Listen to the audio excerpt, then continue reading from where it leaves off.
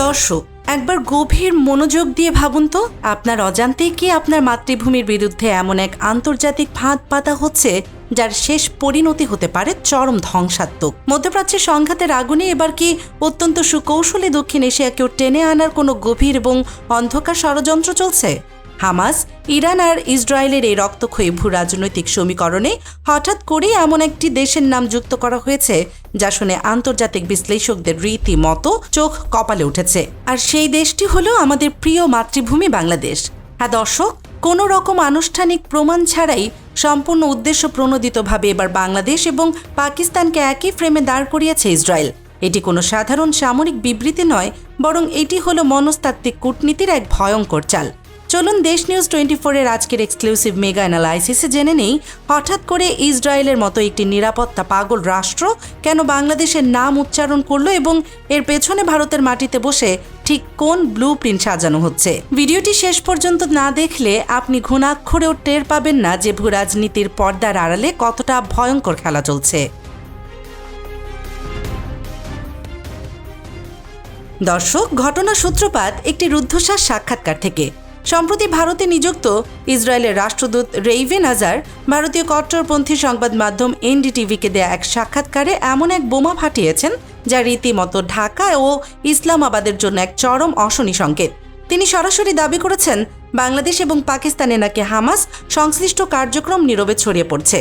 শুধু তাই নয়, 2023 সালের 7 অক্টোবর ইসরায়েলের হামাসের সেই কাঁপিয়ে দেয়া হামলার পর থেকেই নাকি ইসরায়েলি গোয়েন্দা সংস্থা মোসাদ এই দুই দেশের পরিস্থিতির উপর কড়া নজরদারি রাখছে বা পর্যবেক্ষণ করছে।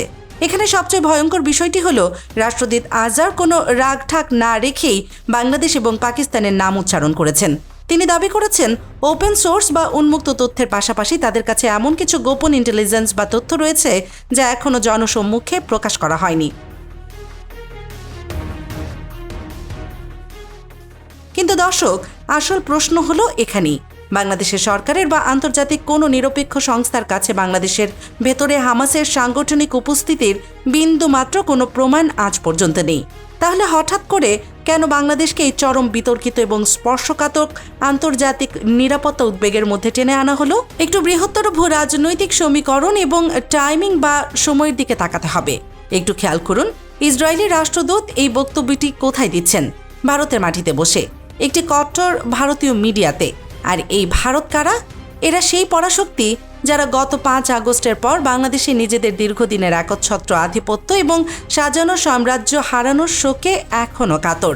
শেখ হাসিনার পতনের পর নতুন বাংলাদেশ যখন অত্যন্ত স্বাধীনভাবে নিজেদের পররাষ্ট্রনীতি পরিচালনা করছে, চীনের সাথে সম্পর্ক জোরদার করছে এবং পাকিস্তানের সাথেও কূটনৈতিক বরফ গলাচ্ছে, ঠিক তখনই ভারতের নীতি নির্ধারকদের রাতের ঘুম হারাম হয়ে গেছে।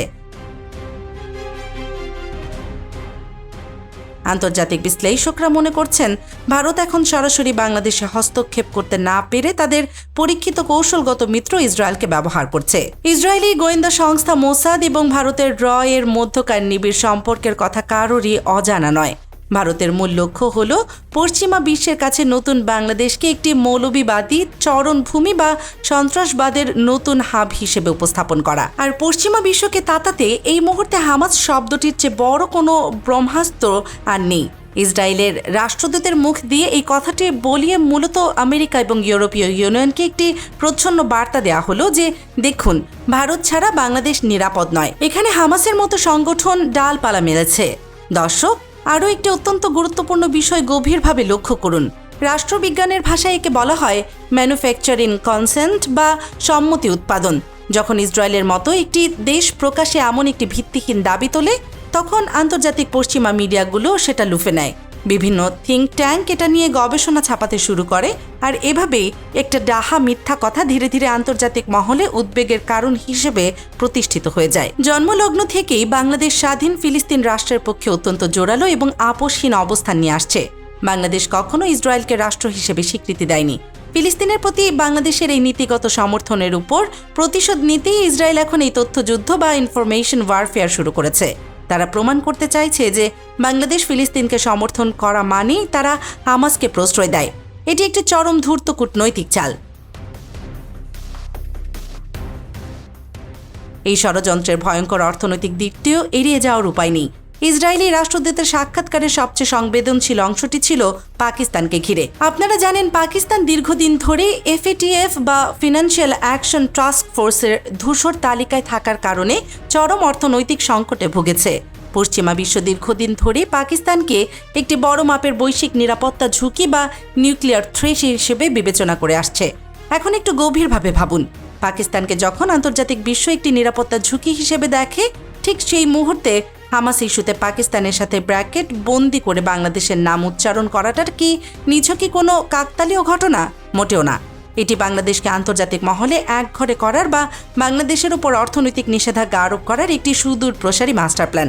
বাংলাদেশের অর্থনীতির মূল চালিকা শক্তি হল রেডিমেড গার্মেন্টস বা তৈরি পোশাক খাত, যার প্রধান বাজার হলো আমেরিকা বা ইউরোপ। যদি ইসরায়েল এবং তাদের লবিস্টরা প্রমাণ করতে পারে যে বাংলাদেশে হামাসের অস্তিত্ব আছে, তবে পশ্চিমা ক্রেতারা মুহূর্তের মধ্যে বাংলাদেশ থেকে মুখ ফিরে নেবে। অর্থাৎ কোনো গোলাগুলি বা যুদ্ধ ছাড়াই শুধু একটি ন্যারেটিভ বা বয়ান তৈরি করে একটি স্বাধীন দেশের অর্থনীতিকে পঙ্গু করে দেওয়ার নীল নকশা এটি। আধুনিক যুদ্ধ এখন শুধু ট্যাঙ্ক বা ফাইটার জেটের মধ্যে সীমাবদ্ধ নেই। এখানকার যুদ্ধ চলে ড্রোন, সাইবার স্পেস এবং মিডিয়ার প্রোপাগান্ডার মাধ্যমে। দক্ষিণ এশিয়ার ভূ রাজনীতিতে যে এক নতুন এবং ভয়ঙ্কর মেরুকরণ শুরু হতে যাচ্ছে, তা ইসরায়েলের এই একটি সাক্ষাৎকারে একেবারে স্পষ্ট।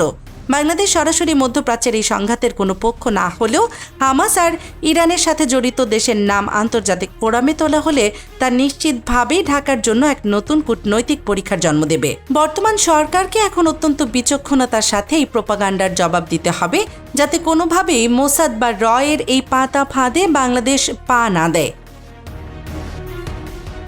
দর্শক, ইসরায়েলি রাষ্ট্রদূতের এই ভয়ঙ্কর দাবি এবং বাংলাদেশ ও ভারতকে ঘিরে তৈরি হওয়া এই কূটকৌশলকে আপনি কিভাবে দেখছেন? হামাসের অজুহাতে ইসরায়েল এবং ভারত কি মূলত বাংলাদেশের উপর কোনো আন্তর্জাতিক চাপ তৈরির ক্ষেত্র প্রস্তুত করছে?